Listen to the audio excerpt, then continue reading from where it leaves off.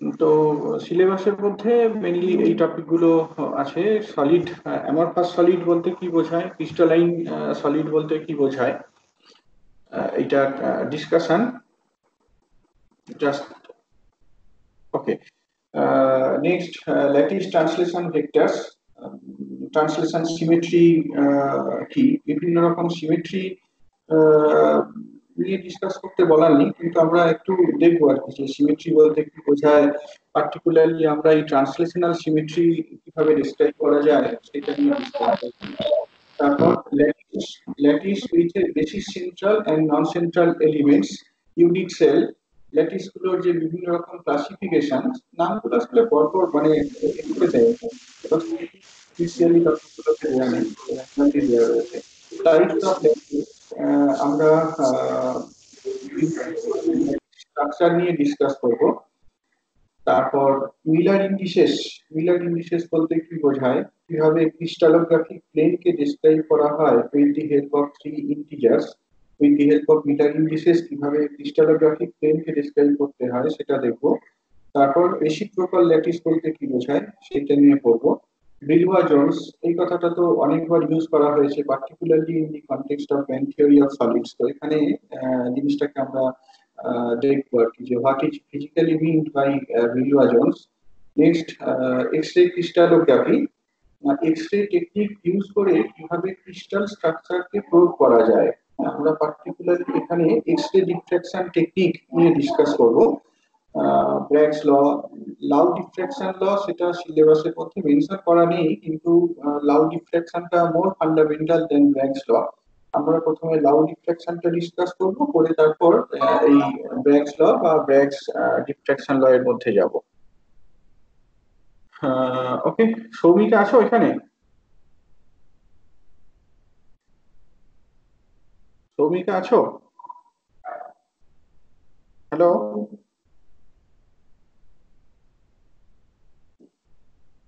ওকে, আমি দেখতে পাচ্ছি না, মানে জাস্ট একটা মোবাইলে নোটিফিকেশন এলো আর কি তোমার নামে, সেই জন্য বলছি। ওকে, তো Bragg's law, next atomic and geometrical factor, এইগুলোই মোটামুটি ভাবে সিলেবাস। আর আমি আগের দিনকে তোমাদের এই পাওয়ার পয়েন্ট প্রেজেন্টেশনের পিডিএফটা পাঠিয়েছি, তার মধ্যে মোটামুটি সবগুলোকেই কভার করা রয়েছে, শুধু এই অ্যাটমিক জিওমেট্রিক্যাল ফ্যাক্টর এই পার্টটাকে ঢোকানো হয়নি, এটা নতুন হিসাবে ইন্ট্রোডিউসড হয়েছে, সেটা পরে কোনো একটা সময় আপডেট করে নেব। তো আহ, এবার টপিকটার মধ্যে ঢোকা যাক। ক্রিস্টাল স্ট্রাকচার, ক্রিস্টাল স্ট্রাকচারটা খুব ইম্পর্টেন্ট একটা topic, particularly in the field of material science and engineering. তার কারণ বিভিন্ন মেটেরিয়ালের প্রপার্টিজ এইটা কিন্তু ক্রিস্টাল স্ট্রাকচারের উপরে ডিপেন্ড করে। ক্রিস্টাল স্ট্রাকচার এইটার উপরে ডিপেন্ড করে একটা মেটেরিয়ালের প্রপার্টি কেমন হবে। সুতরাং studying the crystal structure is of Paramount interest for the material scientists and engineers. The basic principles of many materials characterization techniques such as XRD, এটাকে briefly XRD বলা হয়, X-ray diffraction technique, next transmission electron microscopy, এগুলো সবই based on crystallography। একটু মনে করে দেখো যে ডিফ্রাকশন, ডিফ্রাকশন যদি আমাদেরকে অবজার্ভ করতে হয়, সাধারণভাবে ডিফ্রাকশনটা আমরা কোথায় দেখি, যদি কোথাও ওপেন স্পেস থাকে এবং স্লিট থাকে সেই রকম জায়গাতে দেখি, যেমন গ্রেটিং এর ক্ষেত্রে দেখেছি বা সিঙ্গেল স্লিট ডাবল স্লিটের ক্ষেত্রে দেখেছি। তো সেখানে স্লিটের যে উইথ বা ওপেক স্পেসের উইথ এইগুলো should be comparable to the wavelength. এখন ক্রিস্টালের ক্ষেত্রে আমরা যখন যাব টপিকটার ভিতরে, সেখানে দেখবো যে ক্রিস্টালের মধ্যে এই যে অ্যাটম গুলো রয়েছে সেই অ্যাটম গুলোর পিরিয়ডিক অ্যারেঞ্জমেন্ট রয়েছে। আর সেই পিরিয়ডিক অ্যারেঞ্জমেন্টের মধ্যে কিছু কিছু জায়গাতে ফাঁকা জায়গা রয়েছে। এই যে ফাঁকা জায়গাগুলো সেইগুলো বেসিক্যালি স্লিট হিসাবে কাজ করে, আর এই অ্যাটম বা ল্যাটিস পয়েন্ট যেইগুলো সেইগুলো বেসিক্যালি ওপেক স্পেস হিসাবে কাজ করে। তো এই ফাঁকা যে জায়গাটা, যেটা স্লিট, স্লিটের কথা বলছি, সেইটার ডাইমেনশনটা কেমন, is of the order of angstrom বা তার থেকেও ছোট। কাজে এখানে যদি আমাদের ডিফ্লেকশন ফেনোমেনন অবজার্ভ করতে হয়, we have to use wave যার ওয়েভলেন্থটা কম্পারেবল টু দ্যাট স্পেসিং। সেই জন্য এখানে X ray diffraction technique, X ray use করে ক্রিস্টাল স্ট্রাকচারকে প্রুভ করা হয়। এছাড়াও ট্রান্সমিশন ইলেকট্রন মাইক্রোস্কোপি, এইগুলো সব based on crystallography. So to understand the basics of crystal structures is of paramount interest. Okay. এখানে ম্যাটারের যে ব্রড ক্লাসিফিকেশন সেটা দেখানো হয়েছে। ম্যাটার গুলোকে আমরা ব্রডলি এরকম তিনটে পার্টে ক্লাসিফাই করি, একটা হচ্ছে সলিড, একটা লিকুইড আর একটা গ্যাস, একদম ছোটবেলা থেকে পড়ে আসছো। এছাড়াও আরেকটা টাইপ থাকে যেটাকে ফোর্থ স্টেট অফ ম্যাটার হিসেবে ভাবা হয়, which is you see liquid crystal. আমরা এটার মধ্যে যাচ্ছি না। সলিড গুলোকে আবার ব্রডলি আমরা দুটো পার্টে ক্লাসিফাই করতে পারি, একটা হচ্ছে ক্রিস্টালাইন সলিড আর আরেকটা হচ্ছে অ্যামরফাস সলিড। ক্রিস্টালাইন সলিড আর একটা হচ্ছে অ্যামরফাস সলিড। তো ক্রিস্টালাইন সলিডের ক্ষেত্রে দেখো, ছবি দুটোর দিকে তাকাও, এইখানে আমরা SiO2 সিলিকন ডাইঅক্সাইড যেটা কোয়ার্জ হিসাবে ডেসক্রাইব করা রয়েছে, তার স্কিমেটিকটা দেওয়া রয়েছে, যেখানে এই গ্রিন ডটটা সিলিকন অ্যাটমকে রিপ্রেজেন্ট করছে আর পিঙ্ক ডটটা অক্সিজেন অ্যাটমকে রিপ্রেজেন্ট করছে। আর ডান দিকে যে ফিগারটা দেখছো সেটা একটা অ্যামরফাস সলিডকে দেখাচ্ছে। এরও কিন্তু কেমিক্যাল কম্পোজিশনটা একই রকম, SiO2। এইটাও SiO2, এইটাও SiO2, এইটা সাথে এইটা তফাৎটা কি দেখো, এখানেও কিন্তু একই রকম গ্রিন ডট দিয়ে সিলিকন আর পিঙ্ক ডট দিয়ে অক্সিজেনকে রিপ্রেজেন্ট করা আছে। দুটোর মধ্যে ফান্ডামেন্টাল ডিফারেন্স যেটা দেখতে পাচ্ছ, যে একটা ক্ষেত্রে কিন্তু অ্যারেঞ্জমেন্টটা এখানে দেখতে পাচ্ছ যে জিনিসটা ওরিয়েন্টেশন, একটা পার্টিকুলার ওরিয়েন্টেশন রয়েছে, একটা পিরিয়ডিসিটি রয়েছে, একটা পিরিয়ডিক অ্যারেঞ্জমেন্ট রয়েছে। এই ক্ষেত্রে কিন্তু পিরিয়ডিক অ্যারেঞ্জমেন্ট নেই, বা থাকলেও সেটা খুব ছোট জায়গার মধ্যেই কনফাইন্ড, হ্যাঁ, খুব এক্সটেন্ডেড রিজিয়নের মধ্যে পিরিয়ডিক অ্যারেঞ্জমেন্ট নেই। তো এই যে স্ট্রাকচারটা, এই স্ট্রাকচারটাকে আমরা ক্রিস্টালাইন স্ট্রাকচার বলে থাকি। আর এইদিকে যে স্ট্রাকচারটা দেখতে পাচ্ছ সেটাকে অ্যামরফাস স্ট্রাকচার বলা হয়। এখানে এক্সাম্পল হিসাবে যেমনটা বলা আছে, quartz is a crystalline solid, whereas glass having the same chemical composition is an amorphous solid। গ্লাসটা হচ্ছে তাহলে একটা অ্যামরফাস সলিড।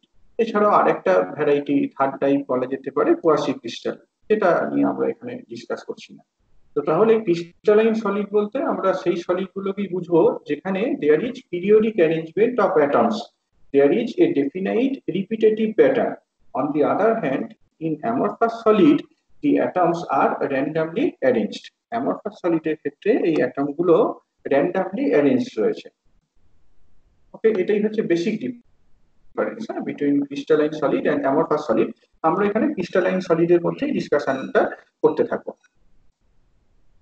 তো periodicity of the atoms, crystalline সলিডের মধ্যে এই অ্যাটম গুলোর যে periodicity, that can be described by a network of points in space. এই পয়েন্ট গুলোকে আমরা ল্যাটিস বলে থাকি। একটা ক্রিস্টালাইন সলিডে আমরা বললাম যে অ্যাটম বা গ্রুপ অফ অ্যাটমস গুলোর একটা পিরিয়ডিক অ্যারেঞ্জমেন্ট এক্সিস্ট করে। তো এই অ্যাটম গুলোর যে পিরিয়ডিসিটি কোন একটা ক্রিস্টালাইন সলিডে, সেইটাকে আমরা একটা network of points in space দিয়ে রিপ্রেজেন্ট করতে পারি, ডেসক্রাইব করতে পারি। এই যে পয়েন্ট গুলো, সেই পয়েন্ট গুলোকে বেসিক্যালি ল্যাটিস পয়েন্ট বলা হয়। আর এই যে totality of the lattice point, একটা স্পেসের মধ্যে ল্যাটিস পয়েন্ট গুলোর অ্যারেঞ্জমেন্টকে দেখাচ্ছি, এইটাকে স্পেস ল্যাটিস বলা হয়। হ্যাঁ, স্পেস ল্যাটিস বা সিম্পলি ল্যাটিস বলা হয়। তো space lattice can be defined as a three dimensional array of points. Three ডাইমেনশনে এই ল্যাটিস পয়েন্ট গুলোর যে অ্যারে, হ্যাঁ, থ্রি ডাইমেনশনে এই পয়েন্ট গুলোর যে অ্যারে অ্যারেঞ্জমেন্ট, সেইটাকেই আমরা স্পেস ল্যাটিস বলি। ইচ অ্যাটম বা each lattice point, each point will have identical surroundings. ছবিটার দিকে তাকাও, তাহলেই বুঝতে পারবে। এখানে বেসিক্যালি ওয়ান ডাইমেনশনে জিনিসটাকে বোঝানো আছে। ধরো ওয়ান ডাইমেনশনে যদি জিনিসটাকে দেখাতে চাই, এইটা তো তোমার লং ডিস্টেন্স পর্যন্ত এক্সটেন্ডেড। তুমি যদি এই অ্যাটমটা রেসপেক্টে দেখো, সারাউন্ডিংসটা যেমন দেখবে, এই অ্যাটমের সারাউন্ডিংসটাও কিন্তু একই রকম দেখবে। সেটাই থ্রি ডাইমেনশনাল অ্যারের ক্ষেত্রে এক্সিস্ট করে। এই জন্যই বলা হলো যে space lattice is defined as a three-dimensional array of points. Each point will have identical surroundings. Now, if the periodicity along a line, আমরা যদি one dimension এ বলি, হ্যাঁ, if the periodicity along a line is A, the position of any point along the line can be obtained by a simple translation. ধরো ধরো যে successive দুটো lattice point, তাদের মধ্যে সেপারেশনটা হচ্ছে A। পরপর দুটো ল্যাটিস পয়েন্টের মধ্যে সেপারেশনটা হচ্ছে A। তাহলে আমি যদি কোন একটা ল্যাটিস পয়েন্ট থেকে এসে ইনেট ল্যাটিস পয়েন্ট বা ইউএথ ল্যাটিস পয়েন্টে যাই, তাহলে একটা সিম্পল ট্রান্সলেশন করব ইউ ইনটু এ। এটাই বলা হয়েছে যে যদি কোনো একটা ডিরেকশন বরাবর কোনো একটা লাইন বরাবর পিরিয়ডিসিটিটা এ হয়, তাহলে position of any lattice point along that direction can be obtained by a simple translation আর u equals to u into a, where u is an integer. এক্ষেত্রে ইউটা একটা ইন্টিজার। নেক্সট, এইটাকে আমরা টু ডাইমেনশন বা থ্রি ডাইমেনশনে generalise করতে পারি। এই যে আইডিয়া একটা ডিরেকশন বরাবর বলা হলো, সেটাকে আমরা টু ডাইমেনশন বা থ্রি ডাইমেনশনে জেনারেলাইজ করতে পারি। For example, in two dimension u into a plus v into b will repeat the lattice points in a 2D plane. যদি টু ডাইমেনশনে আমরা এরকম একটা ট্রান্সলেশনের কথা কনসিডার করি, u into a plus v into b, যেখানে u আর v integers, তাহলে সেটা basically তোমার টু ডাইমেনশনে ট্রান্সলেশনকে রিপ্রেজেন্ট করছে। ইউ আর ভি এই দুটো ইন্টিজার, এটা হচ্ছে একটা পার্টিকুলার ডিরেকশন বরাবর টু ডাইমেনশন বলছি তো, একটা পার্টিকুলার ডিরেকশন বরাবর ল্যাটিস পয়েন্ট গুলোর সেপারেশন হচ্ছে এ, আর অন্য ডিরেকশন বরাবর টু ডাইমেনশন বলছি একটা ডিরেকশনে ল্যাটিস পয়েন্ট গুলোর মধ্যে সেপারেশন হচ্ছে এ, একটা ডিরেকশনে পিরিয়ডিসিটি এ, আর অন্য ডিরেকশনে পিরিয়ডিসিটিটা হচ্ছে বি। সেইগুলোকে যদি এইরকম ভেক্টর এ ভেক্টর বি দিয়ে রিপ্রেজেন্ট করা যায়, we can think of a translation of the kind UA plus VB। তাহলে তাতে করে কি আমরা একটা ল্যাটিস পয়েন্ট থেকে স্পেসে আরেকটা ল্যাটিস পয়েন্টে যেতে পারবো।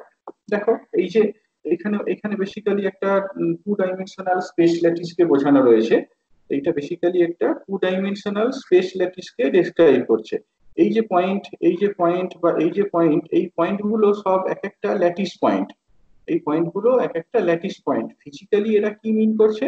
ফিজিক্যালি মিন করছে যে এখানে একটা অ্যাটম বা গ্রুপ অফ অ্যাটমস রয়েছে। হ্যাঁ, এইখানে একটা অ্যাটম বা গ্রুপ অফ অ্যাটমস রয়েছে, এইখানে একদম একই রকম অ্যাটম বা গ্রুপ অফ অ্যাটমস রয়েছে, এইখানে একই রকম অ্যাটম বা গ্রুপ অফ অ্যাটমস রয়েছে। অর্থাৎ প্রত্যেকটা অ্যাটম বা গ্রুপ অফ অ্যাটমস যাদের ডেফিনাইট পিরিয়ডিসিটি রয়েছে, সেইগুলোকে আমরা এইরকম পয়েন্ট দিয়ে ডেসক্রাইব করছি। এই পয়েন্টগুলোই ল্যাটিস পয়েন্ট। আর এই যে টোটালিটি, এই যে arrangement of the lattice points in space, যেটা ওয়ান ডাইমেনশনে বলি, টু ডাইমেনশনে বলি, বা ইন প্র্যাকটিস থ্রি ডাইমেনশনে বলি, সেই টোটালিটিটা কি বলা হয়? Space lattice. এবার এটাকে টু ডাইমেনশনে বোঝানো রয়েছে। খেয়াল করে দেখো, এই যে পয়েন্টটা, এর সারাউন্ডিংস যা, এই পয়েন্টের সারাউন্ডিংসটাও একই রকম। এর অ্যারাউন্ডে যেমন ভাবে ল্যাটিস পয়েন্ট গুলো ওরিয়েন্টেড, এই পয়েন্টের অ্যারাউন্ডেও কিন্তু ল্যাটিস পয়েন্ট গুলো একই রকম ভাবে ওরিয়েন্টেড। আমি কোনো একটাকে যদি অরিজিন নিই, ধরো এইটা হচ্ছে আমার অরিজিন, এইখান থেকে তাহলে আমি যদি এই অ্যাটমটাতে আসতে চাই, তাহলে কি করব? এই ডিরেকশন বরাবর টু ইন্টু এ এইরকম একটা ট্রান্সলেশন পারফর্ম করব, আর এই ডিরেকশন বরাবর টু ইন্টু বি এইরকম একটা ট্রান্সলেশন পারফর্ম করব। এই ডিরেকশনে যে তোমার পিরিয়ডিসিটি সেইটা এ, আর অন্য ডিরেকশনটাতে পিরিয়ডিসিটি হচ্ছে বি। তাহলে এইরকম একটা ট্রান্সলেশন যদি করা হয় two a plus two B, তাহলে এই অ্যাটমটা থেকে আমি এই অ্যাটমটাতে শিফট করতে পারবো। ঠিক একই রকম ভাবে যদি আমি এই অ্যাটমটাতে আসতে চাইতাম, তাহলে আমাকে কি করতে হতো? Two a plus plus three b, two a plus three b এইরকম ধরনের একটা ট্রান্সলেশন কনসিডার করতে হতো। তো এই যে টোটালিটি, এই টোটালিটিটাকে বেসিক্যালি স্পেস ল্যাটিস বলা হয়। তো space lattice is arrangement of points with each point having exactly same surroundings. যে কোনো একটা পয়েন্টের রেসপেক্টে যদি দেখি যা সারাউন্ডিংস রয়েছে, অন্য কোনো আর একটা পয়েন্টের রেসপেক্টেও একদম একই রকম সারাউন্ডিংস থাকে, সেটা কি স্পেস ল্যাটিস বলা হয়। ক্লিয়ার হয়েছে এই আইডিয়াটা? ল্যাটিস বলতে কি বলতে চাইলাম, ল্যাটিস পয়েন্ট বলতে কি বলতে চাইলাম, এবং স্পেস ল্যাটিস বা সিম্পলি ল্যাটিস বলতে কি বলতে চাইলাম। হ্যাঁ sir. Okay, next, let us discuss the symmetry. এখানে এই যে অ্যানিমেশনটা দেখতে পাচ্ছ, এখান থেকে কিছু একটা জিনিস কনক্লুড করতে পারছো? এই অ্যানিমেশনটা থেকে কি কনক্লুড করতে পারছো? এখানে যে অ্যানিমেশনটা দেখানো হলো, এই অ্যানিমেশন থেকে কি কনক্লুড করতে পারছো? এই যে ওয়ার্ডটা, লেখাটা পড়তে পারছো তো? লেখাটা পড়তে পারছো? এই যে লেখাটা দুদিক থেকে একই লাগছে, ঠিক তাই। বেসিক্যালি আমি বলতে পারি যে এই ওয়ার্ডটার রোটেশনাল সিমেট্রি রয়েছে, রাইট? এই ওয়ার্ডটার রোটেশনাল সিমেট্রি রয়েছে। এই ওয়ার্ডটাকে যদি 180 ডিগ্রি রোটেট করানো হয়, ইট উইল লুক আইডেন্টিক্যাল। এই জিনিসটাকে যদি আমি 180 ডিগ্রিতে রোটেট করি তাহলে একই রকম দেখতে লাগে। তাহলে এই ওয়ার্ডটার বেসিক্যালি রোটেশনাল সিমেট্রি রয়েছে। নেচারে এরকম প্রচুর সিমেট্রি রয়েছে, বিভিন্ন রকমের সিমেট্রি হতে পারে। ঠিক একই রকম ভাবে যদি আমরা ক্রিস্টালের মধ্যে, একটা ক্রিস্টালাইন সলিডের মধ্যে অ্যাটম গুলোর বা ল্যাটিস পয়েন্ট গুলোর এইরকম পিরিয়ডিসিটি দেখি, সেখানে বিভিন্ন রকমের সিমেট্রি অবজার্ভ করতে পারবো। তো symmetry basically refers to certain pattern or some certain arrangement. A body is symmetrical when it is reproduced by certain operation. কোন একটা বডিকে আমরা সিমেট্রিক্যাল তখনই বলবো যদি সেইটাকে আমরা রিপ্রোডিউস করতে পারি বাই সার্টেন অপারেশন। এখানে আরো একটা এক্সাম্পল দেওয়া রয়েছে, সেই এক্সাম্পলটা দিয়ে বোঝার চেষ্টা করো। ধরো এইটা তোমার কোন একটা 2 ডাইমেনশনাল স্পেস ল্যাটিসকে রিপ্রেজেন্ট করছে। এখানে যে ছবিটা দেওয়া হয়েছে সেই ছবিটা একটা 2 ডাইমেনশনাল স্পেস ল্যাটিসকে রিপ্রেজেন্ট করছে। আমি জিনিসটাকে মার্কিং এর সুবিধার জন্য একটা কর্নার অ্যাটমকে রেড দিয়ে মার্ক করে রেখেছি। একটা কর্নার অ্যাটমকে রেড দিয়ে মার্ক করা রয়েছে। ওকে, কিন্তু তুমি যখন একটা ক্রিস্টালাইন স্ট্রাকচারের কথা বলছো, এখানে কিন্তু কোনো রকম মার্কিং নেই, মানে এভরি পয়েন্ট লুকস আইডেন্টিক্যাল। প্রত্যেকটা পয়েন্ট বা প্রত্যেকটা অ্যাটম, গ্রুপ অফ অ্যাটমস একদম একই রকম দেখতে। তো যাই হোক, আমি এখানে যে কনটেক্সটে জিনিসটাকে বলতে চাইছি, ধরো তোমার স্ট্রাকচারটা এইরকম। এখানে যদি তুমি একটা 90 ডিগ্রি রোটেশন দাও তাহলে কিরকম হবে? এইরকম একটা অ্যারেঞ্জমেন্ট হবে, এরকম একটা অ্যারেঞ্জমেন্ট হবে।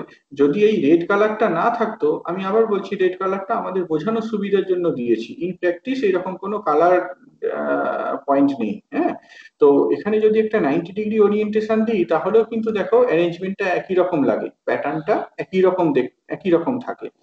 ফার্দার যদি 90 ডিগ্রি রোটেশন দিই তাহলেও দেখো একদম একই রকম থাকে। এরকম ভাবে যদি আমি জিনিসটাকে 360 ডিগ্রি রোটেশন দিই, এন্টায়ার জিনিসটাকে যদি 360 ডিগ্রি রোটেশন দিই, তাহলে আমি কিন্তু চারবার একই রকম প্যাটার্ন দেখতে পাবো। তাহলে আমি বলতে পারি এই পার্টিকুলার প্যাটার্নটার বেসিক্যালি 4-fold রোটেশনাল সিমেট্রি রয়েছে। এই যে পিকচারটা দেখানো হয়েছে, the plane looks identical after a 90 degree rotation.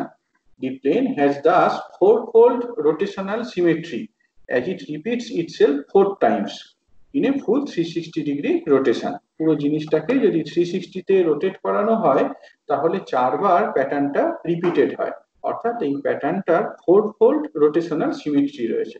এইরকম ক্রিস্টালোগ্রাফির ক্ষেত্রে এইরকম বিভিন্ন রকম সিমেট্রি অপারেশনের কথা ভাবা যেতে পারে। Translational symmetry, rotational symmetry, reflection symmetry, inversion symmetry, এরকম বিভিন্ন রকমের সিমেট্রি অপারেশন রয়েছে। তো আমরা এখানে মেনলি এই ট্রান্সলেশনাল সিমেট্রি নিয়ে ডিসকাস করব। ইনফ্যাক্ট ট্রান্সলেশনাল সিমেট্রিটা আমরা অলরেডি ডিসকাস করেও ফেলেছি। যেটা বলছিলাম, স্পেস ল্যাটিসটাকে ডেসক্রাইব করতে গিয়ে কোনো একটা ল্যাটিস পয়েন্টের সারাউন্ডিংস যা দেখছি, অন্য আরেকটা ল্যাটিস পয়েন্টের সারাউন্ডিংস একই রকম দেখছি। অর্থাৎ একটা ল্যাটিস পয়েন্ট থেকে যদি আমি ট্রান্সলেশনাল অপারেশন করে আরেকটা পয়েন্টে যাই, ট্রান্সলেশনাল অপারেশনটা কিভাবে করতে হয় সেটাও বলেছি। Of the kind a u a vector plus b v vector, এরকম একটা অপারেশন করে একটা ল্যাটিস পয়েন্ট থেকে আরেকটা ল্যাটিস পয়েন্টে তুমি ট্রান্সলেট করতে পারো।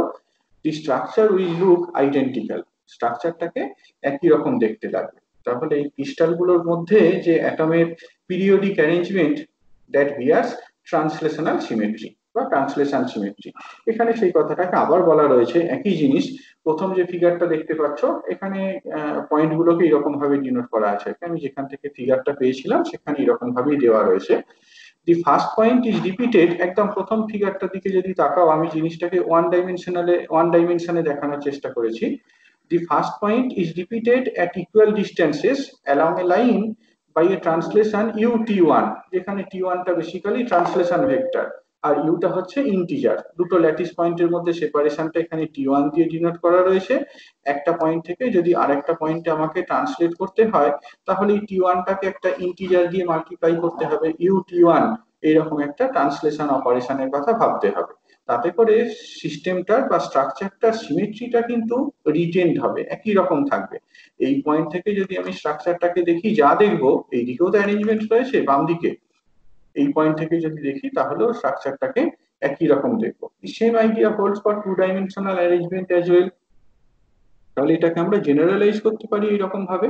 থ্রি ডাইমেনশনে যদি জেনারেলাইজ করতে হয় এরকম ভাবে জেনারেলাইজ করা যেতে পারে।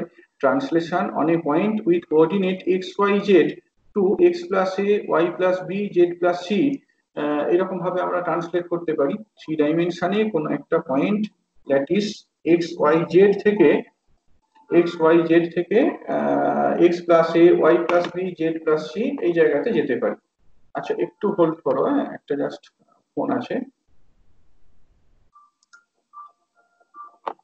হ্যালো, হ্যাঁ বলুন।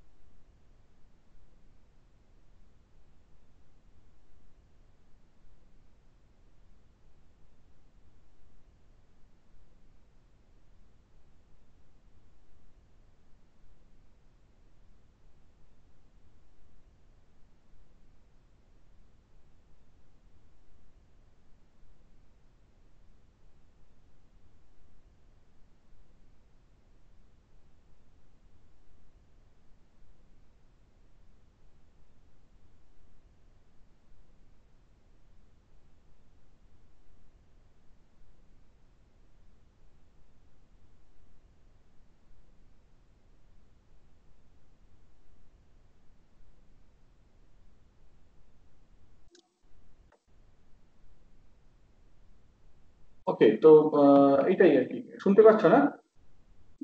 হ্যালো। হ্যাঁ স্যার, শোনা যাচ্ছে। হ্যাঁ হ্যাঁ হ্যাঁ, ওকে। তো এই এক্স ওয়াই জেড থেকে x plus a y plus b z plus c এইরকম একটা ট্রান্সলেশনের কথা ভাবতে পারি, যেখানে এ বি সি এইগুলো সব ইউনিট ভেক্টরস। ইউনিট ভেক্টরস বলতে এই এক্স ওয়াই জেড ডিরেকশনে ইউনিট ভেক্টরস। থ্রি ডাইমেনশনের কথা বলছি। তিনটে ডাইমেনশনে পিরিয়ডিসিটিটা বিভিন্ন রকম হতে পারে। এক্স ডিরেকশনে পিরিয়ডিসিটি ধরো এ, ওয়াই ডিরেকশনে পিরিয়ডিসিটি বি, জেড ডিরেকশনে periodicity c and so on. তাহলে এক্স ওয়াই জেড থেকে x plus a y plus b plus z আর জেড প্লাস সি এই পয়েন্টে যদি আমরা ট্রান্সলেশনের কথা ভাবি, তাহলে সেই স্ট্রাকচারটা সিমেট্রিটা রিটেন্ড হবে। এটাই বেসিক্যালি ট্রান্সলেশনাল সিমেট্রিকে রিপ্রেজেন্ট করছে। Next, different crystal systems. আমরা এখানে এই যে a vector b vector c vector বললাম, তিনটে ডিরেকশন বরাবর যে পিরিয়ডিসিটি গুলোকে বোঝাতে চাইলাম, এইগুলোকে বেসিক্যালি ল্যাটিস প্যারামিটার বলা হয়। এটা কিন্তু কার্টেসিয়ান কোঅর্ডিনেট সিস্টেম নাও হতে পারে, অর্থাৎ এই তিনটে direction not necessarily to be orthogonal. Unit vectors a B c এইগুলোকে আমরা ল্যাটিস প্যারামিটার বলে থাকি। Based on the length equality, এই এ বি সি এদের ম্যাগনিটিউড গুলো সমান কি ইকুয়াল কি আনইকুয়াল তার উপর বেস করে, এবং a vector b vector c vector এদের রিলেটিভ ওরিয়েন্টেশনটা কেমন, এই জিনিসগুলোর উপর বেস করে 7 ধরনের স্ট্রাকচারের কথা ভাবা যেতে পারে। Based on the length equality or inequality and their orientation, a total of 7 crystal systems can be defined. ধরো এ আর বি এই দুটো ভেক্টরের মধ্যেকার অ্যাঙ্গেলটা আলফা, বি আর সি এদের মধ্যে যে অ্যাঙ্গেলটা, বি ভেক্টর সি ভেক্টর এদের মধ্যেকার অ্যাঙ্গেলটা বিটা, আর এ ভেক্টর এবং সি ভেক্টরের মধ্যেকার অ্যাঙ্গেলটা হচ্ছে গামা। তো এই আলফা বিটা গামা এদের relative values R A B c এদের যে ম্যাগনিটিউড ইকুয়াল কি আনইকুয়াল এইগুলোর উপর বেস করে আমরা এরকম টোটাল 7টা ক্রিস্টাল স্ট্রাকচারের কথা ভাবতে পারি। এছাড়াও যদি এই সেন্টারিং এর আইডিয়াটাকে ইন্ট্রোডিউস করা হয়, আমরা দেখবো পরে সেটা বেস সেন্টার বা ফেস সেন্টার বা বডি সেন্টার, এই ধরনের স্ট্রাকচারের কথা যদি কনসিডার করা হয়, তাহলে টোটাল এরকম ধরনের 14টা থ্রি ডাইমেনশনাল ল্যাটিস পাওয়া সম্ভব। আমরা যদি এরকম ট্রান্সলেশনাল সিমেট্রি দিয়ে থ্রি ডাইমেনশনাল ওরিয়েন্টেশনের কথা ভাবি, তাহলে টোটাল 14 রকম ভাবে এই অ্যারেঞ্জমেন্টটা পসিবল। এর বাইরে কিন্তু কোনো রকম অ্যারেঞ্জমেন্ট সম্ভব নয়। এই যে 14টা kind of 14 kinds of 3 dimensional lattices, এইগুলোকে আমরা ব্রেভেস ল্যাটিস বলে থাকি। কিরকম দেখো জিনিসগুলো, এখানে সেইটা বোঝানো হয়েছে। ধরো 3 ডাইমেনশনে বেসিক্যালি একটা স্ট্রাকচারকে এখানে দেখানো হয়েছে। এইটা এইটা হচ্ছে কোনো একটা ল্যাটিস পয়েন্ট, এটা কোনো একটা ল্যাটিস পয়েন্ট, এইটা সে এক্স ডিরেকশন, এই এক্স ডিরেকশন বরাবর পিরিয়ডিসিটি এ, এই দিক বরাবর আরো একটা অ্যাটম রয়েছে এ ডিস্টেন্স দূরে, আরো এ ডিস্টেন্স দূরে আরো একটা অ্যাটম রয়েছে। ঠিক একই রকম ভাবে ওয়াই ডিরেকশন বরাবর পিরিয়ডিসিটিটা হচ্ছে বি, অর্থাৎ এই যে আমি অরিজিন হিসাবে যে অ্যাটমটাকে যে ল্যাটিস পয়েন্টটাকে দেখিয়েছি, সেখান থেকে বি ডিস্টেন্স দূরে একটা ল্যাটিস পয়েন্ট রয়েছে, একইভাবে আরো বি ডিস্টেন্স দূরে আরো একটা পয়েন্ট, আরো বি ডিস্টেন্স দূরে আরো একটা পয়েন্ট। জেড ডিরেকশন বরাবর পিরিয়ডিসিটিটা সি, অর্থাৎ যেটাকে অরিজিন হিসাবে মার্ক করা হয়েছে এই ফিগারে, সেখান থেকে সি ডিস্টেন্স দূরে একটা ল্যাটিস পয়েন্ট রয়েছে, আবার সি ডিস্টেন্স দূরে আরো একটা ল্যাটিস পয়েন্ট রয়েছে, আবার সি ডিস্টেন্স দূরে আরো একটা ল্যাটিস পয়েন্ট রয়েছে। এই যে স্ট্রাকচারটা, এই স্ট্রাকচারটা এন্টায়ার 3 ডাইমেনশনে এক্সিস্ট করছে। এই স্ট্রাকচারটা এন্টায়ার 3 ডাইমেনশনে এক্সিস্ট করছে। এখানে এই এক্স অ্যাক্সিস, ওয়াই অ্যাক্সিস বা জেড অ্যাক্সিস যেগুলোকে বলছি, এইগুলো কিন্তু কনভেনশনাল, এইগুলো কনভেনশনাল অর্থোগোনাল, কনভেনশনাল যে কার্টেসিয়ান কোঅর্ডিনেট সেইগুলোকে বোঝাচ্ছে না, এগুলো কনভেনশনাল কার্টেসিয়ান কোঅর্ডিনেট সিস্টেমকে বোঝাচ্ছে না। ওকে, তো ধরে নেওয়া যাক যে এক্স আর ওয়াই এদের মধ্যেকার অ্যাঙ্গেলটা সাম গামা। এখানে যদিও সিম্বল গুলোকে বিভিন্ন, মানে আমি যেভাবে বললাম সেরকম ভাবে দেওয়া নেই, কিছু যায় আসে না, আমরা শুধু রিলেটিভ অ্যাঙ্গেলের কথাই বলছি। আহ, ধরো এখানে ছবিতে যেমনটা দেখতে পাচ্ছ যে এক্স আর ওয়াই এর মধ্যেকার অ্যাঙ্গেলটা গামা, ওয়াই আর জেড এর মধ্যেকার অ্যাঙ্গেলটা আলফা, আর জেড আর এক্স এর মধ্যেকার অ্যাঙ্গেলটা হচ্ছে বিটা।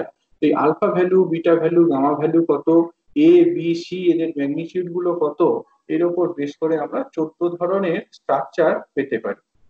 থিওরিটিক্যালিও আমরা 14 রকমের স্ট্রাকচার পেতে পারি, এর বাইরে এর থেকে বেশি স্ট্রাকচার পাওয়া সম্ভব নয়। তো প্রথম যে স্ট্রাকচারটার কথা বলা হচ্ছে সেটা হচ্ছে কিউবিক স্ট্রাকচার। হ্যাঁ, ব্রড ব্রড যে ক্লাসিফিকেশন সেটা কিন্তু 7টা, ব্রড ক্লাসিফিকেশন 7টা। এবার এখানে যদি আমরা এই সেন্টারিং এর আইডিয়াটা কাজে লাগাই, বেস সেন্টার, বডি সেন্টার বা ফেস সেন্টার, তাহলে টোটাল 14টা হয়। তো আমরা এখানে এই 7টা এবং তাদের যে ক্লাসিফিকেশন সেইগুলো নিয়ে ডিসকাস করব। প্রথমে যেটা বলা হচ্ছে সেটা হচ্ছে কিউবিক স্ট্রাকচার। কিউবিক স্ট্রাকচার বলতে কি বোঝায়, এটা ইনফ্যাক্ট একটা মানে প্রবাবিলিটি সিম্পলেস্ট স্ট্রাকচার হিসাবে বলতে পারো। কিউবিক স্ট্রাকচারের ক্ষেত্রে নামটা শুনে খুব পরিষ্কার মনে হচ্ছে যে এখানে তোমার আলফা বিটা গামা এগুলো 90 ডিগ্রি, অর্থাৎ এই যে ক্রিস্টালোগ্রাফিক অ্যাক্সেস বললাম এক্স ওয়াই জেড, এগুলোকে ক্রিস্টালোগ্রাফিক অ্যাক্সেস বলা হয়। এই ক্রিস্টালোগ্রাফিক অ্যাক্সেস গুলো অর্থোগোনাল অ্যাক্সেস, এই ক্রিস্টালোগ্রাফিক অ্যাক্সেস গুলো এরকম কার্টেসিয়ান অ্যাক্সেসের মতো আর কি। আলফা বিটা গামা এগুলো 90 degree, mutually orthogonal. In addition যে পিরিয়ডিসিটির কথা বলছি, এই পিরিয়ডিসিটি গুলো 3 ডাইমেনশনই সমান, অর্থাৎ এ বি সি এদের যে ম্যাগনিটিউড গুলো সেগুলো একই রকম। ওকে, তো এইরকম 3 ধরনের স্ট্রাকচার হতে পারে। এইরকম মানে এইটা যদি হয় কিউবিক, কিউবিক স্ট্রাকচার, তার 3টে প্যাটার্ন থাকতে পারে। একটা হচ্ছে সিম্পল কিউবিক, একটা হচ্ছে বডি সেন্টার কিউবিক, আর একটা হচ্ছে ফেস সেন্টার কিউবিক। এটা নিয়ে যদিও আমরা পরে ডিটেলে ডিসকাস করব, এখানে একটু বলে নেওয়া যাক। সিম্পল কিউবিক স্ট্রাকচারটা কি দেখতে পাচ্ছ, এখানে যে ব্লকটাকে দেখানো হয়েছে এই ব্লকটা বেসিক্যালি ইউনিট সেলকে রিপ্রেজেন্ট করছে। এই ইউনিট সেলের 8টা কর্নারে, কিউবিক স্ট্রাকচার, ইউনিট সেলের 8টা কর্নারে 8টা ল্যাটিস পয়েন্ট রয়েছে। এটা হচ্ছে সিম্পল কিউবিক, এটাই basically simplest crystal structure. Next যে ছবিটা দেখানো হয়েছে মাঝখানে, এটাকে আমরা বডি সেন্টার কিউবিক স্ট্রাকচার বলে থাকি। অর্থাৎ এখানে এ বি সি এইগুলো সমান, আলফা বিটা গামা এইগুলো প্রত্যেকটাই 90 ডিগ্রি। এবার এই ইউনিট সেলের 8টা কর্নারে 8টা ল্যাটিস পয়েন্ট, আর এই যে কিউবটা, সেই কিউবটার একদম সেন্টারে, কিউবের যে ভিতরে সেই একদম সেন্টারে একটা ল্যাটিস পয়েন্ট। কিউবের যে ডায়াগোনাল, সেই ডায়াগোনাল গুলোর ইন্টারসেকশন পয়েন্টে আরো একটা ল্যাটিস পয়েন্ট। হ্যাঁ, এই ধরনের স্ট্রাকচারকে বডি সেন্টার স্ট্রাকচার বলা হয়। আর একদম শেষে যে ছবিটা দেখতে পাচ্ছ, এইটাকে ফেস সেন্টার কিউবিক স্ট্রাকচার বলা হয়। এই স্ট্রাকচারটা কেমন, এই স্ট্রাকচারটার বেসিক জিনিসটা একই রকম। It belongs to the cubic structure as I said, a equals to b equals to c. এই যে এইটা বেসিক্যালি এ, এইটা হচ্ছে বি, আর এইটা হচ্ছে সি। এ বি সি এইগুলো সমান, আলফা বিটা গামা 90 ডিগ্রি। এবার আটটা কর্নারে যে ইউনিট সেলটা দেখানো হয়েছে, আটটা কর্নারে আটটা ল্যাটিস পয়েন্ট। হ্যাঁ, আটটা কর্নারে আটটা ল্যাটিস পয়েন্ট, এই একটা ল্যাটিস পয়েন্ট, এই একটা, এরকম ভাবে যে আটটা কর্নার রয়েছে, আটটা কর্নারে আটটা ল্যাটিস পয়েন্ট। আর এই জায়গাতে এছাড়াও সারফেসের উপরে একটা কিউবের কি ছটা সারফেস, এই যে ইউনিট সেলটা দেখানো হয়েছে সেই ইউনিট সেলটা কিউবিক। এই যে ছটা সারফেস, ছটা সারফেসের ছটা সেন্টারে এরকম ছটা ল্যাটিস পয়েন্ট। এই যে সারফেসটা এখানে দেখতে পাচ্ছ, এই সারফেসটা সেন্টারে এরকম একটা ল্যাটিস পয়েন্ট। এই যে উপরে সারফেসটা দেখতে পাচ্ছ, এর সেন্টারে আরো একটা ল্যাটিস পয়েন্ট। এইরকম ছটা সারফেসের ছটা সেন্টারে ছটা ল্যাটিস পয়েন্ট। এই স্ট্রাকচারটাকে আমরা ফেস সেন্টার কিউবিক স্ট্রাকচার বলে থাকি। তাহলে ব্রড ক্লাসিফিকেশন যেটা, সেটা কিউবিক স্ট্রাকচার, তার তিনটে pattern, mainly simple cubic, body centre cubic, আর face centre cubic structure. Next, another structure is the tetragonal structure. Tetragonal স্ট্রাকচারের ক্ষেত্রে কি হয় দেখো, ডেসক্রাইব করা রয়েছে খুব সুন্দরভাবে। এ এবং বি এই দুটো সমান, হ্যাঁ, এ আর বি দুটো সমান, সোজা কথায় দুটো ল্যাটিস প্যারামিটার, তাদের ম্যাগনিটিউডটা সমান, কিন্তু এই দুটো থার্ড যে ল্যাটিস প্যারামিটার তার থেকে ডিফারেন্ট। হ্যাঁ, a equals to B but not equals to c. On the other hand alpha beta gamma এইগুলো কিন্তু 90 ডিগ্রি, অর্থাৎ অ্যাক্সেস গুলো কিন্তু অর্থোগোনাল অ্যাক্সেস, কার্টেসিয়ান অ্যাক্সেসের মতোই আর কি। এক্স ওয়াই জেড এগুলো মিউচুয়ালি পারপেন্ডিকুলার, তবে এ ইকুয়ালস টু বি হলেও সি এর সাথে জিনিসটা সমান নয়। এর কিন্তু দুটো ভ্যারাইটি রয়েছে, একটা হচ্ছে সিম্পল টেট্রাগোনাল যেখানে ইউনিট সেলটা দেখতে পাচ্ছ, ইউনিট সেল থেকে খুব পরিষ্কার, এই ছবিটা থেকে খুব পরিষ্কার যে এইটাকে যদি আমি এ বলি, এইটাকে যদি বি বলি, এ ইকুয়ালস টু বি, এই দুটো সমান, কিন্তু সি এর সাথে এটা সমান নয়। On the other hand x axis, y axis, z axis, এদের মধ্যে অ্যাঙ্গেল গুলো যদি দেখো সেগুলো সব 90 ডিগ্রি। এই যে ইউনিট সেলটাকে দেখানো হয়েছে, এটা সিম্পল স্ট্রাকচার। ইউনিট সেলের যে আটটা কর্নার, আটটা কর্নারের প্রত্যেকটাতে একটা করে ল্যাটিস পয়েন্ট আছে। ওকে, নেক্সট যে প্যাটার্নটাকে দেখানো হয়েছে এইটাকে বডি সেন্টার টেট্রাগোনাল স্ট্রাকচার বলা হয়। বডি সেন্টার টেট্রাগোনাল স্ট্রাকচার, এই ছবিটা থেকেও খুব পরিষ্কার দেখতে পাচ্ছ জিনিসটা কেমন। বেসিক যে ক্যাটাগরিটা সেটা টেট্রাগোনাল, বেসিক ক্যাটাগরিটা tetragonal. A equals to B not equals to C, alpha equals to beta equals to gamma equals to 90 degree. A equals to B not equals to C, alpha beta gamma এগুলো equal to 90 degree. এই যে unit sell, এই unit সেলের আটটা কর্নারে আটটা lattice point, আর বডির ভিতরে at the centre there is another lattice point. হ্যাঁ, এইটাকে বলা হয় বডি সেন্টার টেট্রাগোনাল। এই স্ট্রাকচারটাকে তুমি এইটার সাথে কম্পেয়ার করতে পারো। The difference is in the fact that এই কেসে a equals to b equals to c, এইটার ক্ষেত্রে এ বি সি তিনটে সমান, এইটার ক্ষেত্রে এ ইকুয়ালস টু বি হলেও সেটা কিন্তু সি এর সাথে সমান নয়। ওকে, নেক্সট আরো একটা স্ট্রাকচার যেটাকে বেসিক্যালি অর্থোরম্বিক স্ট্রাকচার বলা হয়। অর্থোরম্বিক স্ট্রাকচারটা কেমন? অর্থোরম্বিক স্ট্রাকচারটার ক্ষেত্রেও আলফা বিটা গামা এগুলো 90 ডিগ্রি, অর্থাৎ ক্রিস্টালোগ্রাফিক অ্যাক্সিস গুলো মিউচুয়ালি পারপেন্ডিকুলার, ক্রিস্টালোগ্রাফিক অ্যাক্সিস গুলো মিউচুয়ালি পারপেন্ডিকুলার। বাট এখানে যে ল্যাটিস প্যারামিটার গুলোর কথা বললাম, এ বি সি তিনটেই unequal, a not equal to B not equal to c. এর আবার চারটে ভ্যারাইটি এক্সিস্ট করে। হ্যাঁ, এই চারটে ভ্যারাইটি রয়েছে। একটা হচ্ছে সিম্পল স্ট্রাকচার, সেটা বারবার দেখছো সিম্পল স্ট্রাকচারটা। এখানে তোমার এইটা যদি এ বলি, এইটা যদি বি বলি, আর এইটাকে যদি সি বলি, এই তিনটে কোনোটাই মানে তিনটে আনইকুয়াল আর কি, a not equal to B not equal to C, but alpha beta gamma equals to 90 degree. যেমনটা আমরা দেখে এসেছি, সিম্পল স্ট্রাকচার বলতে আমরা সেটাকেই বুঝি যার ক্ষেত্রে একটা ইউনিট সেলের আটটা কর্নারে আটটা ল্যাটিস পয়েন্ট রয়েছে। পরের যে স্ট্রাকচারটা দেখছো সেটা body centre structure. Body centre structure বলতে আমরা যেটা বুঝে এলাম, আটটা কর্নারে আটটা ল্যাটিস পয়েন্ট, আর বডির ভিতরে at the সেন্টার যে দুটো ডায়াগোনাল যেখানে ইন্টারসেক্ট করছে যে পয়েন্টটাতে, সেখানে আরো একটা ল্যাটিস পয়েন্ট। আচ্ছা, বেস সেন্টার বলতে কি বোঝায়? বেস সেন্টার স্ট্রাকচারটা হচ্ছে এইরকম। হ্যাঁ, আমি যদি কোনো একটা সারফেসকে বেস বলি, এই যে সারফেসটা এটাকে বেস বলি, দেখছো ইউনিট সেলের আটটা কর্নারে আটটা ল্যাটিস পয়েন্ট আছে, সেটা আছেই। এবার যেটাকে আমি বেস বলছি, সেই বেসের সেন্টারে একটা ল্যাটিস পয়েন্ট রয়েছে, বেস সারফেসের সেন্টারে একটা ল্যাটিস পয়েন্ট রয়েছে, এবং তার যে অপোজিট সারফেস, এটাকে আমি বেস সারফেস বলতে পারি। এই সারফেসের সেন্টারে আরো একটা ল্যাটিস পয়েন্ট রয়েছে। এই স্ট্রাকচারটাকে বেস সেন্টার স্ট্রাকচার বলা হয়। খেয়াল করে দেখো, কিউবিক স্ট্রাকচার বা টেট্রাগোনাল স্ট্রাকচারের ক্ষেত্রে কিন্তু এরকম বেস সেন্টার কনফিগারেশন পাওয়াটা সম্ভব নয়। আর পরে শেষে যেটা দেখানো হয়েছে সেটা basically face centre. Face centre যেমনটা আমরা আগের ক্ষেত্রে দেখেছি, এখানেও তাই। ফেস সেন্টার স্ট্রাকচার বলতে কি বোঝায়? ইউনিট সেলের 8টা কর্নারে 8টা ল্যাটিস পয়েন্ট আর 6টা সারফেসের প্রত্যেকটা সেন্টারে এক একটা করে ল্যাটিস পয়েন্ট। এটা হচ্ছে ফেস সেন্টার স্ট্রাকচার। তাহলে সোফার আমরা কতগুলো কনফিগারেশন পেলাম? ব্রডলি 3টে configuration, namely cubic structure, tetragonal structure আর হচ্ছে অর্থোরম্বিক স্ট্রাকচার। এবার সেগুলোর আবার ক্লাসিফিকেশন যদি দেখি, প্রথমটা কি 3টে ছিল, পরেরটা 2টো ছিল, আর এখন কটা পেলাম? 4টে। তাহলে টোটাল 9টা হলো। টোটাল 9টা হলো, তাই তো? আমরা কতগুলো বলেছিলাম? 14টা স্ট্রাকচার, ব্র্যাভিস ল্যাটিস 14টা। দেখো এরপর আরেকটা কনফিগারেশন, মনোক্লিনিক। এতক্ষণ পর্যন্ত কিন্তু এই যে 3টে ব্রড ক্যাটাগরি বললাম, কিউবিক, টেট্রাগোনাল, অর্থোরম্বিক, এইগুলো প্রত্যেকটা ক্ষেত্রেই আলফা বিটা গামা এগুলো সব 90 ডিগ্রি।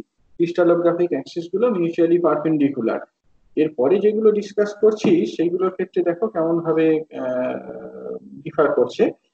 এই যে মনোক্লিনিক স্ট্রাকচারটার কথা বলা হচ্ছে, for monoclinic structure A B C এইগুলো unequal, alpha equals to gamma equals to 90 degree, but বিটাটা ডিফারেন্ট। হ্যাঁ, দুটো ক্রিস্টালোগ্রাফিক অ্যাক্সিস মিউচুয়ালি পারপেন্ডিকুলার, কিন্তু অন্য অ্যাক্সিসটা একটা ডিফারেন্ট অ্যাঙ্গেল করে আছে।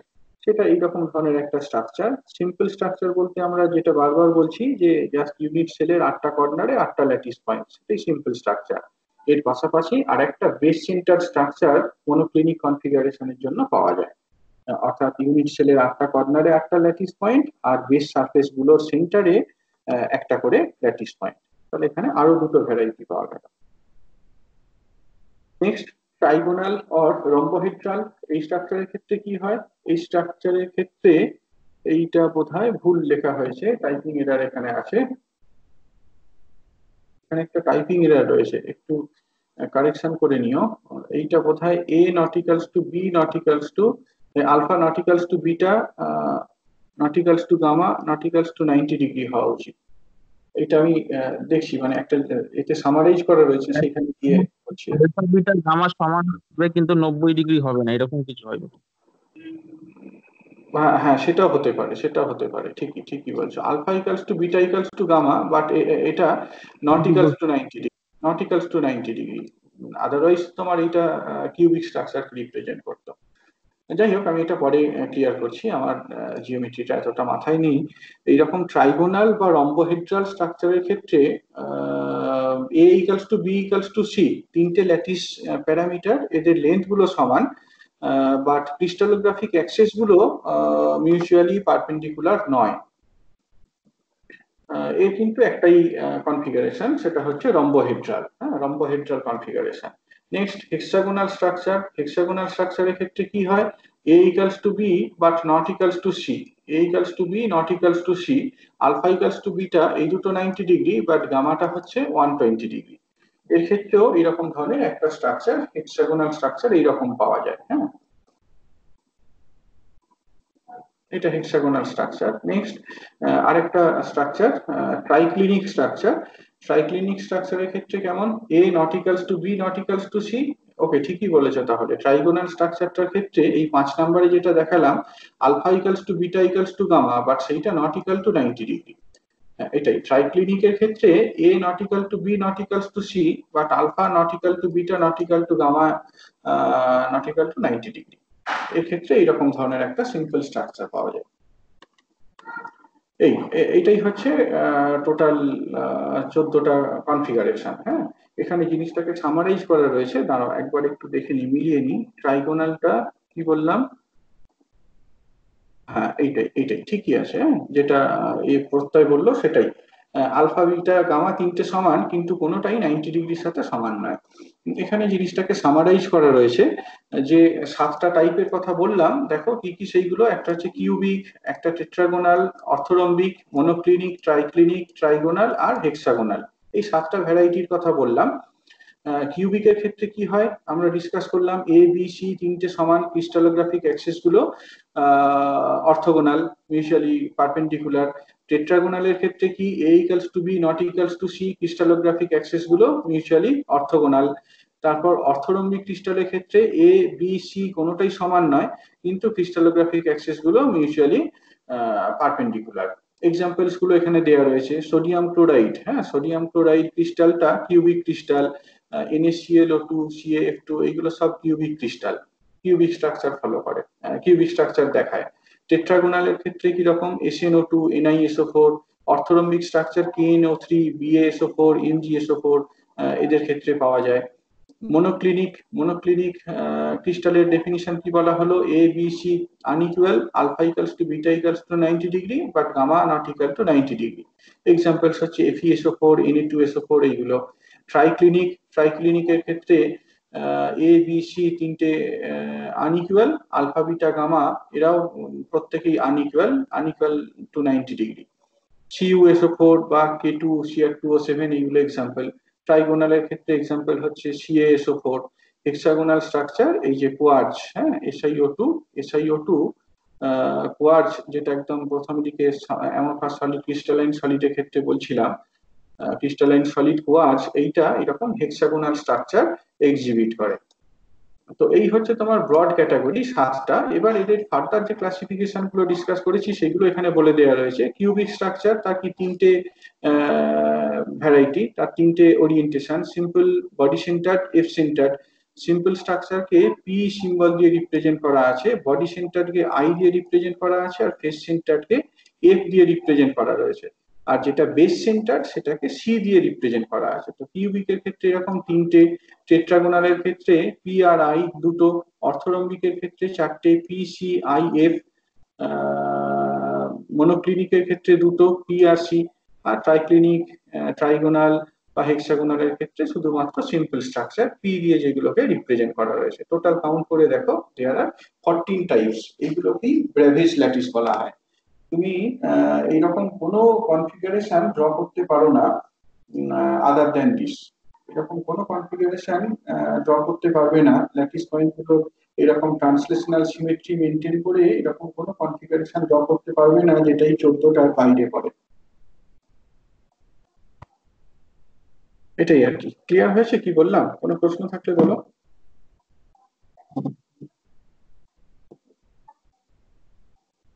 কোনো প্রশ্ন থাকলে বলো।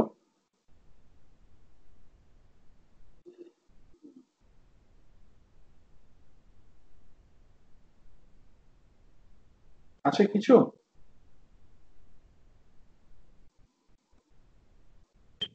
স্যার ওই বেস সেন্টারটা কেন কিউবিক্যালের ক্ষেত্রে হবে না? বলো। স্যার, যেটা বেস সেন্টার, হ্যাঁ সেটা কিউবিক্যালের ক্ষেত্রে কেন হবে না, মানে শুধু না অর্থরম্বিকই না, হবে? সেটা তোমার হবে না বললে, তুমি তুমি যদি এটাকে ড্র করো না, স্পেসে যদি জিনিসটাকে ড্র করো তাহলে দেখবে যে তোমার ওই বেসে যদি আঁকো সেটা এই রকম তোমার বডি সেন্টার এর সাথে সমান হয়ে যাচ্ছে। তুমি যে বেস সেন্টার স্ট্রাকচারটার কথা বলছো না, এই হুম। বেস সেন্টার স্ট্রাকচারটা যদি তুমি স্পেসে ড্র করো, ক্রিস্টাল এই ল্যাটিস পয়েন্ট গুলো দিয়ে জিনিসটাকে যদি ড্র করো তাহলে দেখতে পাবে যে এটা তোমার বেসিক্যালি ওই এর সাথে আইডেন্টিক্যাল হয়ে যাচ্ছে। তার কারণ তুমি তো বেসিক্যালি যখন একটা স্পেস ল্যাটিসকে দেখাচ্ছ তুমি তো একটা ইউনিট সেলকে ড্র করছো না, তুমি হিউজ নাম্বার অফ পয়েন্টস কে দেখাচ্ছ। হিউজ মানে একটা একটা একটা স্পেস অ্যারেঞ্জমেন্টের কথা কনসিডার করছো। তো এরকম একটা অ্যারেঞ্জমেন্টের কথা যদি কনসিডার করো সেখানে দেখবে যে তুমি যেটাকে কিউবিকের কি বললে বেস সেন্টার, সেটা যদি ভালো করে স্টাডি করে দেখো আমার ধারণা সেটা বডি সেন্টারের সাথে আইডেন্টিক্যাল হয়ে যাবে। এটা এটা এটা কিন্তু মানে তোমার কি বলবো জিওমেট্রি বা এর প্রবলেম হিসাবে নিতে পারো আর কি, সিমেট্রি অ্যারেঞ্জমেন্টের প্রবলেম হিসাবে নিতে পারো। করে দেখো, যদি রেফারেন্স দরকার হয় তাহলে এসও পিল্লাই এর একটা সলিড স্টেট ফিজিক্সের বই আছে, সেখান থেকে এটাকে দেখতে পারো আর কি। কিন্তু বেসিক আইডিয়া যেটা সেটা এটাই যে তোমার কিউবিকের ক্ষেত্রে, কিউবিক স্ট্রাকচারের ক্ষেত্রে কিন্তু আর এছাড়া অন্য কোনো রকম এক্সিস্ট করে না।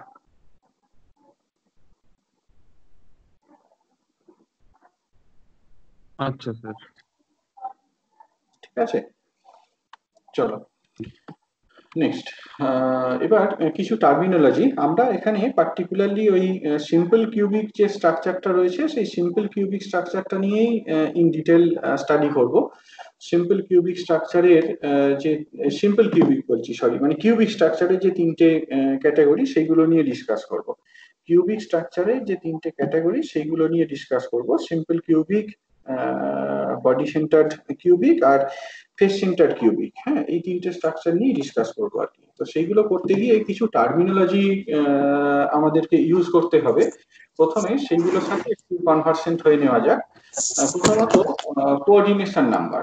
What is meant by coordination number? Coordination number means the number of equidistant nearest atoms relative to a particular atom in a unit cell. কোন একটা ইউনিট সেল নাও, কোন একটা ইউনিট সেল নাও, সেই ইউনিট সেলের মধ্যে যে কোনো একটা অ্যাটম নাও, সেই অ্যাটমটার নিয়ারেস্ট নাম্বার অফ ইকুইডিস্ট্যান্ট অ্যাটম কতগুলো রয়েছে, নিয়ারেস্ট ইকুইডিস্ট্যান্ট অ্যাটম কতগুলো রয়েছে, সেটা কি বেসিক্যালি কোঅর্ডিনেশন নাম্বার বলা হয়। কোন একটা অ্যাটমের রেসপেক্টে নিয়ারেস্ট নাম্বার অফ অ্যাটমস কতগুলো, সেই সংখ্যাটাকে বেসিক্যালি আমরা কোঅর্ডিনেশন নাম্বার বলে থাকি। নেক্সট আমি একটা এক্সাম্পলে যাব, পরে গেলেই জিনিসটা ক্লিয়ার হবে। নেক্সট হচ্ছে nearest neighbour distance. Nearest neighbour distance বলতে কি বোঝায়? এটাও খুব পরিষ্কার, যদি কোঅর্ডিনেশন নাম্বারটা বুঝে থাকো তাহলে নিয়ারেস্ট নেবার ডিস্টেন্সটা খুব পরিষ্কার। সেটা হচ্ছে যে centre to centre distance between two nearest atoms. একটা ইউনিট সেল নিয়েছো, সেই ইউনিট সেলের যে দুটো অ্যাটম নিয়ারেস্ট তাদের সেন্টার টু সেন্টার ডিস্টেন্সটাই বেসিক্যালি নিয়ারেস্ট নেবার ডিস্টেন্স। তো একটা অ্যাটমের রেডিয়াস যদি আর হয়, এটা তো সলিড, কাজে এখানে কি বেসিক্যালি ক্লোজ প্যাকিং এক্সিস্ট করে। এটা মানে ছবি আছেও আমার এখানে, রাইট? এইটা এইটা ধরো কোন একটা অ্যাটম যার রেডিয়াসটা আর, আরো একটা আইডেন্টিক্যাল অ্যাটম তার রেডিয়াসটা আর। তো নিয়ারেস্ট নেবার আমরা কখন বলবো? যদি এদের সারফেস টু সারফেস কন্ট্যাক্ট থাকে, এটাই বেসিক্যালি নিয়ারেস্ট নেবার আর কি। এই দুটো অ্যাটম নিয়ারেস্ট নেবার। তো এদের সেন্টার টু সেন্টার ডিস্টেন্সটা তাহলে কোন একটা অ্যাটমের ডায়ামিটারের সাথে সমান, 2 × r এইটার সাথে সমান। আরটাকে যদি রেডিয়াস অফ দি অ্যাটম বলি, তাহলে নিয়ারেস্ট নেবার ডিস্টেন্সটা হবে 2 × r। Next atomic packing factor.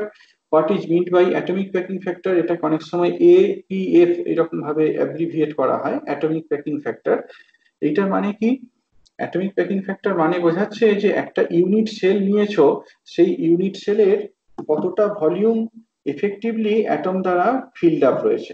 যে ইউনিট সেলটা নিয়েছো, সেই ইউনিট সেলের কতটা ভলিউম এফেক্টিভলি অ্যাটম দ্বারা ফিল্ড রয়েছে, সেটা কি বেসিক্যালি আমরা বলে থাকি, atomic packing factor বলে থাকি। It is defined as the ratio of the volume of unit cell occupied by the atoms. একটা ইউনিট সেল নিয়েছো, তার কতটা ভলিউম অ্যাটম দ্বারা occupied, that divided by volume of the unit cell. এইটাকে যদি unit সেলের ভলিউম দিয়ে ভাগ করে দাও, তাহলেই জিনিসটা পেয়ে যাবে। এখান থেকে একটা জিনিস কি বুঝতে পারছো, অ্যাটমিক প্যাকিং ফ্যাক্টরটা সিগনিফিকেন্স কি? অ্যাটমিক প্যাকিং ফ্যাক্টর হাই এই কথাটার মানে কি? এই কথার মানে হচ্ছে প্যাকিংটা আরো ক্লোজ প্যাকিং, প্যাকিংটা আরো ক্লোজ প্যাকিং, তাই না? মানে যত একটি ইউনিট সেলের যতটা ভলিউম অকুপাইড থাকবে, সেক্ষেত্রে কি প্যাকিংটা আরো ক্লোজ প্যাকিং হবে। আমরা এই যে কিউবিক স্ট্রাকচারের কথা বলছি, কিউবিক স্ট্রাকচারের অনেকগুলো ভ্যারাইটির কথা বলছি, সেখানে আমরা দেখাবো যে কিউবিক স্ট্রাকচারের মধ্যে যদি এই ফেস সেন্টার্ড কিউবিক স্ট্রাকচারটার কথা কনসিডার করি, সেক্ষেত্রে APF অ্যাটমিক প্যাকিং ফ্যাক্টরটা হাইয়েস্ট। কাজেই সেটার ক্ষেত্রে কিন্তু তোমার আরো ক্লোজ প্যাকিং কে রিপ্রেজেন্ট করছে। এটাই। হ্যাঁ, এখানে সিম্পল কিউবিক স্ট্রাকচারটার দিকে তাকাও। এই যে সিম্পল কিউবিক স্ট্রাকচারটা দেখছো, এখানে কি দেখতে পাচ্ছ? সিম্পল কিউবিক স্ট্রাকচারে আমরা তো এতক্ষণ পর্যন্ত যেগুলো ডেসক্রাইব করে এসেছি সবই ল্যাটিস পয়েন্ট দিয়ে ডেসক্রাইব করে এসেছি। আমরা এতক্ষণ পর্যন্ত যে ডেসক্রিপশনটা দিয়েছি সেইগুলো সবই কি ল্যাটিস পয়েন্ট দিয়ে ডেসক্রাইব করে এসেছি। এবার এখানে দেখো জিনিসটাকে আরো পরিষ্কার করে দেখানো হয়েছে। এই যে বড় বড় গোলগুলো দেখতে পাচ্ছ, এগুলো বেসিক্যালি তোমার অ্যাটম ধরো। হ্যাঁ, এইগুলো হচ্ছে অ্যাটম। এইরকম অ্যাটম গুলোর অ্যারেঞ্জমেন্টের কথা ভাবো। দেখো অ্যাটম গুলোর সেন্টারে যদি আমি একটা করে পয়েন্ট অ্যাসাইন করতাম, সে এইখানে একটা পয়েন্ট, এখানে যে অ্যারেঞ্জমেন্টটা দেখানো হয়েছে, এইখানে একটা পয়েন্ট, এখানে একটা পয়েন্ট, এখানে একটা পয়েন্ট, এখানে একটা পয়েন্ট, এইরকম ভাবে যদি আমি 8টা পয়েন্ট দেখাতাম, দেখতে পাচ্ছ যে এখানে বেসিক্যালি এরকম একটা ইউনিট সেলের 8টা কর্নারে 8টা ল্যাটিস পয়েন্ট রয়েছে। তাহলে এই যে স্ট্রাকচারটা, এই স্ট্রাকচারটা সিম্পল কিউবিক স্ট্রাকচারকে রিপ্রেজেন্ট করছে। এই স্ট্রাকচারটা সিম্পল কিউবিক স্ট্রাকচারকে রিপ্রেজেন্ট করছে। এবার তোমার তো একটা সলিডের মধ্যে এরকম জাস্ট 8টা অ্যাটম নয়, এখানে তোমার কি প্রচুর প্রচুর অ্যাটমস রয়েছে। তো সেখান থেকে তুমি এরকম একটা ইউনিট সেলকে কেটে নাও, এরকম একটা ইউনিট সেলকে কেটে নাও, কেটে নিলে কিরকম হবে, এরকম একটা জিনিস হবে। দেখতে পাচ্ছ যে একটা corner atom is shared by other unit cell. এর উপরে যেমন এই যে ইউনিট সেলটা দেখানো হয়েছে, এর উপরে আরেকটি ইউনিট সেল রয়েছে, এই পাশে একটি ইউনিট সেল রয়েছে, এই পাশে ইউনিট সেল রয়েছে, সমস্ত দিকে ইউনিট সেল রয়েছে। অর্থাৎ একটা atom is shared by other unit cells, এক একটা অ্যাটম অন্য ইউনিট সেল দ্বারাও শেয়ার হচ্ছে। দেখো এখানে আমরা জিনিসগুলোকে পড়তে থাকি one by one. Coordination number কি বললাম, কোঅর্ডিনেশন নাম্বার বলতে কি বোঝায়, নিয়ারেস্ট মানে number of atoms, number of equidistant nearest atom, number of equidistant nearest atom, এইটাকে কোঅর্ডিনেশন নাম্বার বলা হয়। খেয়াল করে দেখো এখানে কোঅর্ডিনেশন নাম্বারটা হচ্ছে 6, এখানে কোঅর্ডিনেশন নাম্বারটা হচ্ছে 6। কি করে বুঝলে, এই যে অ্যাটমটাকে দেখিয়েছি, এইটা রেসপেক্টে তুমি জাজ করো, এই অ্যাটমটা রেসপেক্টে জাজ করো, এর নিয়ারেস্ট নেবার কোনটা, এইটা একটা অ্যাটম। ঠিক আছে, এই ডিরেকশনেও দেখো একই দূরে আর একটা অ্যাটম রয়েছে দুটো, এইখানে কি আর একটা অ্যাটম রয়েছে তিনটে, এইদিকে আর একটা অ্যাটম রয়েছে না চারটে, এবার উপরের দিকে আর একটা অ্যাটম রয়েছে পাঁচটা, এইদিকে আর একটা অ্যাটম রয়েছে ছটা। তাহলে এই অ্যাটমটা রেসপেক্টে যদি দেখো দেখো ইনফ্যাক্ট এখানে যে কোনো একটা অ্যাটমের রেসপেক্টে দেখো, দেখতে পাবে যে number of equidistant nearest atoms is 6। তাহলে সিম্পল কিউবিক স্ট্রাকচারের ক্ষেত্রে কোঅর্ডিনেশন নাম্বারটা হচ্ছে 6। সিম্পল কিউবিক স্ট্রাকচারের ক্ষেত্রে কোঅর্ডিনেশন নাম্বার হচ্ছে 6। নেক্সট নিয়ারেস্ট নেবার ডিস্টেন্স, যেমনটা বললাম, ধরে নাও ইউনিট সেলের যে ডাইমেনশন সেইটা এ, ইউনিট সেল কিউবিক সেল, কাজী এর সাইড গুলো কি এ এর সাথে সমান। একটা অ্যাটমের সেন্টার থেকে অন্য অ্যাটমের সেন্টারে যে ডিস্টেন্সটা সেটা কি 2r, এটাকে বেসিক্যালি নিয়ারেস্ট নেবার ডিস্টেন্স বলেছি। তাহলে 2 × r, এইটা বেসিক্যালি ইউনিট সেলের যে ডাইমেনশন এ তার সাথে সমান, নিয়ারেস্ট নেবার ডিস্টেন্সটা এ এর সাথে সমান। অ্যাটমিক রেডিয়াসটাকে যদি আমরা, এখানটা লেখাটাই ভুল হয়েছে, অ্যাটমিক রেডিয়াসটাকে যদি আমরা এক টার্মে বোঝাতাম, অ্যাটমিক রেডিয়াসটাকে যদি ইউনিট সেলের ডাইমেনশনের টার্মে লিখতাম, তাহলে এরকম ভাবে লিখতে পারতাম r equals to a/2, r=a/2। Next number of atoms per unit cell, এক একটা ইউনিট সেলে কতগুলো অ্যাটম রয়েছে খেয়াল করে দেখো তো। এখানে এই জিনিসটা বুঝতে পারছো কি, যে each corner atom is equally shared by 8 unit cell. ছবিটা থেকে যদি একটু ভালো করে দেখো, দেখতে পাবে যে each corner atom is equally shared by 8 unit সেল। তাহলে একটা ইউনিট সেলে একটা কর্নার অ্যাটমের কন্ট্রিবিউশন, এফেক্টিভ কন্ট্রিবিউশন কত, 1/8। একটা ইউনিট সেলে 8খানা এরকম অ্যাটম রয়েছে, তাহলে effective number of atoms per unit cell is 1। আবার বলছি, কি বললাম, each corner atom in a unit cell is equally shared by 8, each corner atom is shared equally by 8 unit cell। তাহলে এক একটা অ্যাটমের এফেক্টিভ কন্ট্রিবিউশন কত একটা ইউনিট সেলে, 1/8। একটা ইউনিট সেলে এরকম 8খানা কর্নার অ্যাটম রয়েছে, তাহলে effective number of atoms per unit cell 1। সোজা কথায় একটা অ্যাটমের যে ভলিউম, সেই ভলিউমটাই বেসিক্যালি ইউনিট সেলের মধ্যে ফিল আপ করে আছে। Okay, so volume of the unit cell occupied by the atoms, volume of the unit cell occupied by the atoms is the volume of one atom, 4/3 pi into r cube, 4/3 pi into r cube। On the other hand, volume of the unit cell এর ভলিউমটা cubic structure, সাইডটা a, volume of the unit cell a cube. এটা basically কি দেখতে পাচ্ছ, 2r, এটার সাথে সমান, তাহলে volume of the unit cell is 2r cube. তাহলে অ্যাটমিক প্যাকিং ফ্যাক্টরটা কত, অ্যাটমিক প্যাকিং ফ্যাক্টরটা হচ্ছে volume of the unit cell occupied by the atoms divided by the volume of the unit cell. এটা ক্যালকুলেট করে দেখো, ইট উইল বি অ্যারাউন্ড 52%। অর্থাৎ আমি যদি এরকম সিম্পল কিউবিক স্ট্রাকচারের কথা কনসিডার করি, একটা একটা ইউনিট সেলের রাফলি half of the unit cell is effectively occupied, বাকি পার্টটা কিন্তু ফাঁকা। ঠিক আছে, বুঝতে পেরেছো কি বললাম?